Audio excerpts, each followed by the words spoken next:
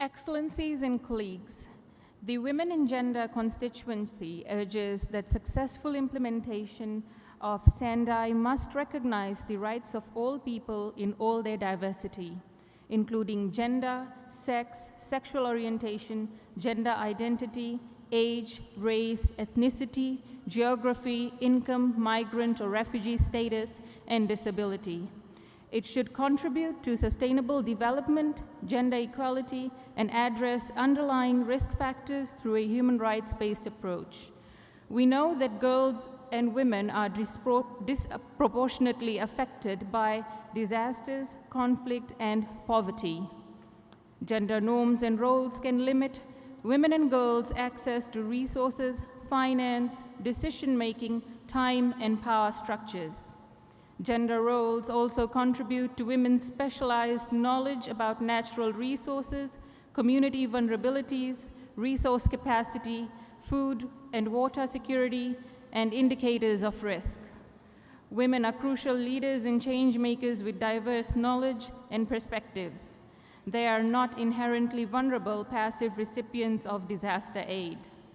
Prevailing social, cultural, economic, and political systems can facilitate root causes of inequality, especially gender inequality, challenging inclusivity.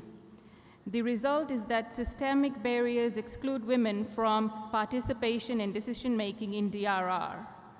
To achieve inclusive, gender-responsive DRR, we urge states and local governments to first promote, protect, and fulfill women's human rights, including rights to land and other assets and mobility, formal and informal education and information, as well as sexual and reproductive health and rights. Women are often responsible for farming land and caretaking property, yet lack legal and financial rights to utilize these assets post-disaster. Second, identify national platforms for ensuring coherence among SDGs, Paris Agreement, New Urban Agenda, and DRR policies, and ensure inclusive engagement of civil society, including women's organizations within these national platforms. Third, focus on women's participation, leadership, and decision-making within local, regional, and global platforms for DRR and beyond, by committing to addressing gender parity at all levels, by reducing and redistributing unpaid domestic and care work of women, and by establishing mechanisms to provide capacity building, financial support, and public services that ensure women actively engage in DRR processes. Fourth, ensure that DRR monitoring and evaluation strategies are gender responsive.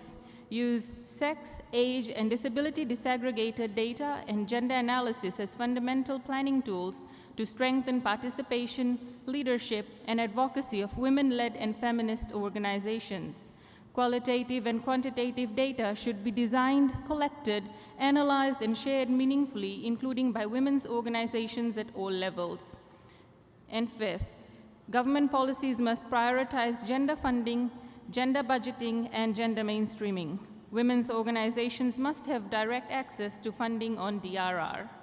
The Women and Gender constituency is committed to working closely with all of you for inclusive and gender-responsive DRR.